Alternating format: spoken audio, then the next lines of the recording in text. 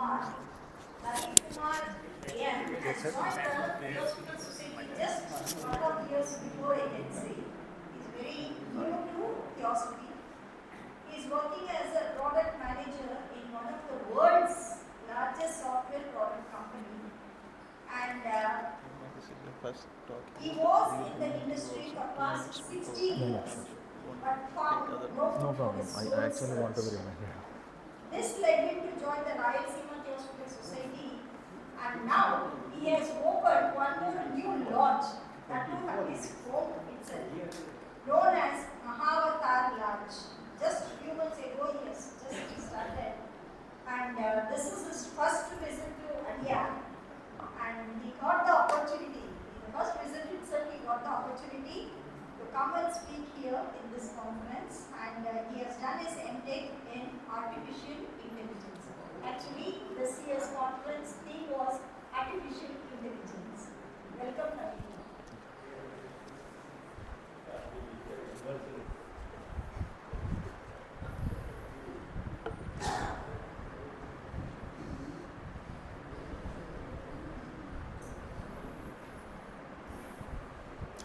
To the Supreme God, Divine Father, Divine Mother, Holy Trinity, Great Masters, Invisible Helpers, respected dignitaries, and all the Atma Bandhus, Brahmagnanis, Jnana Yogis, and the Soul Searchers. A hearty welcome to the 100th South India Conference. Before starting off this topic, I would like to begin this session with my gratitude to the Theosophical Society, Rayalaseema Theosophical Federation, and my home lodges for giving me this opportunity of serving to speak to you.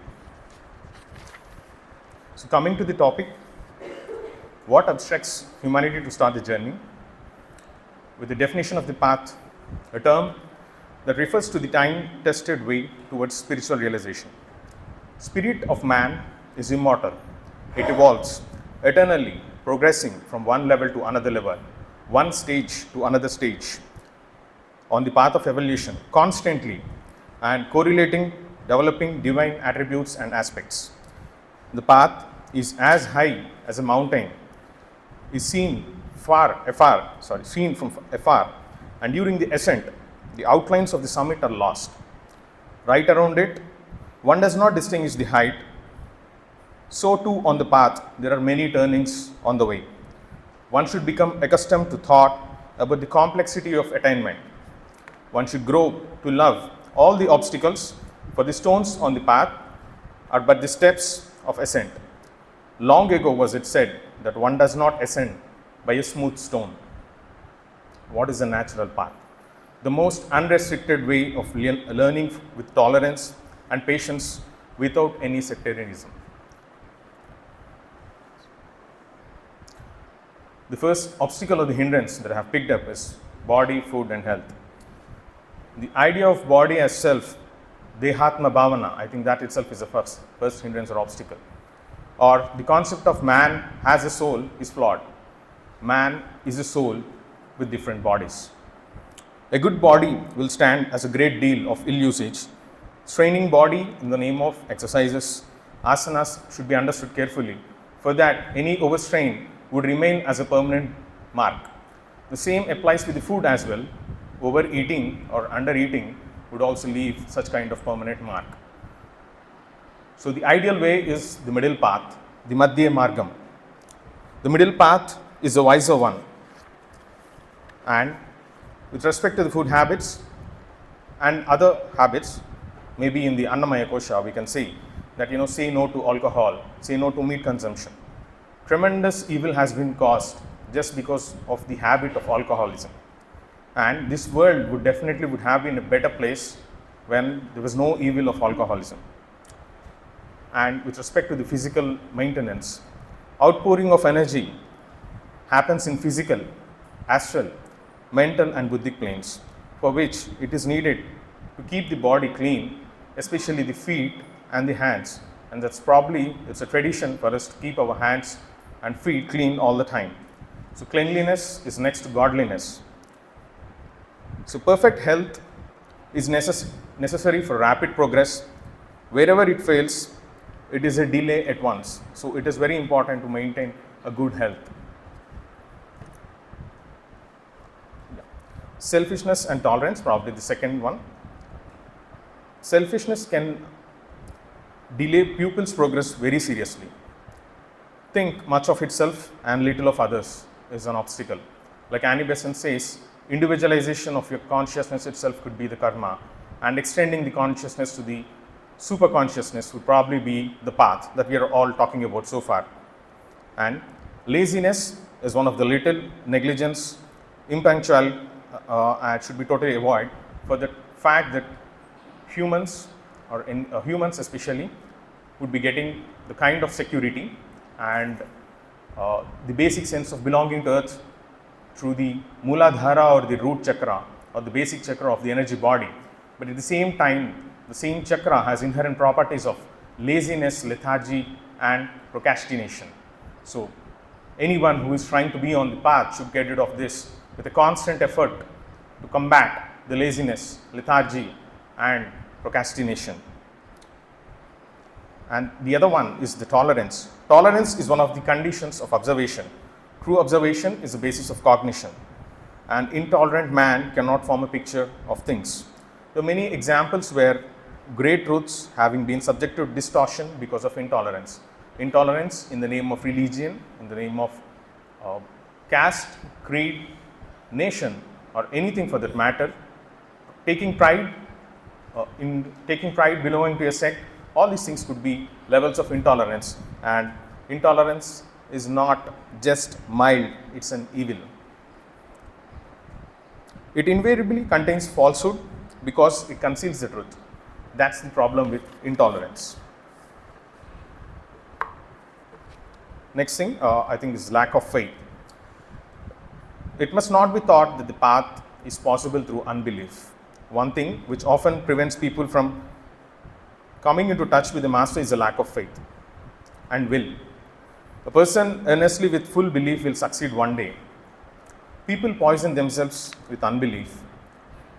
The wisdom of ages has recorded many examples of great trust and also of destruction through mistrust. We talk about Narada Bhakti Sutras, or we talk about the holy faith, we talk about the faith. So all these things are dependent on faith. So unbelief is a crystal of doubt. Doubt as such could be treated psychically using psychic energy or energy healing probably, but unbelief is almost incurable. The unbeliever plunges into an obscure abyss to remain the shuddering until he receives a purifying shock. So unless there is a purifying shock that any person receives, he would still be continuing to believe that unbelief is right. The next thing, superstition, prejudice. So holding a belief without reasonable foundation, that's superstition. And superstition is a great thing for holding people back. Superstitions have been there from time immemorial because it is strong rooted for the reason that there is a partial truth in it and it's not the complete truth. And any truth seeker should not stop with partial seeking of the truth, and he has to search for the complete truth or try to gain the complete truth. Superstitions are not mere inventions but are distortions or exaggeration of facts.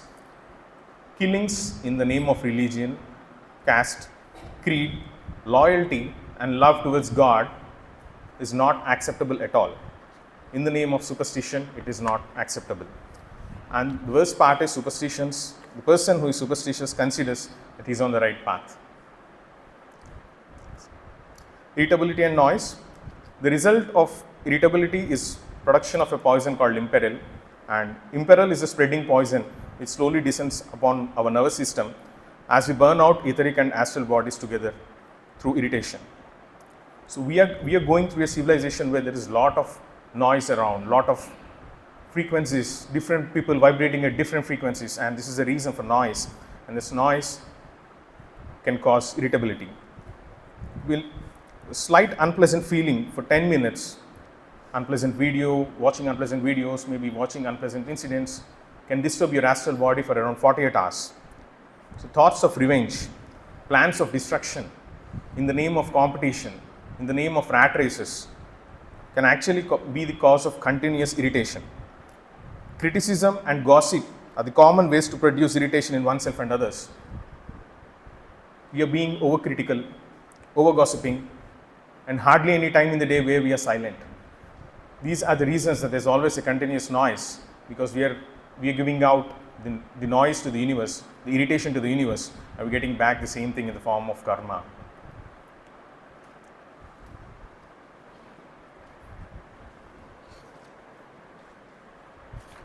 The next thing is worry and fear.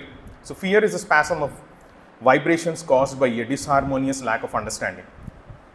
If a man allows himself to be greatly worried over some problem without reaching any kind of conclusion, it causes something like a storm in the mental body.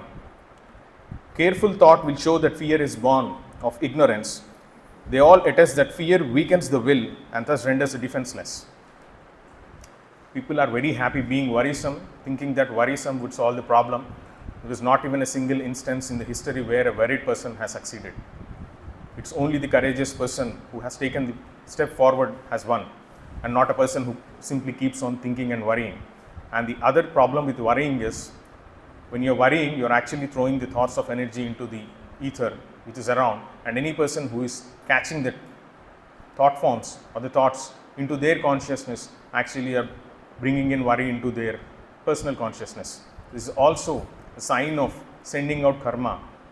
So one has to be very cautious when they are brooding over thoughts continuously, that they are not sending out such kind of energy thought forms to this universe and get the same thing manifold times in return.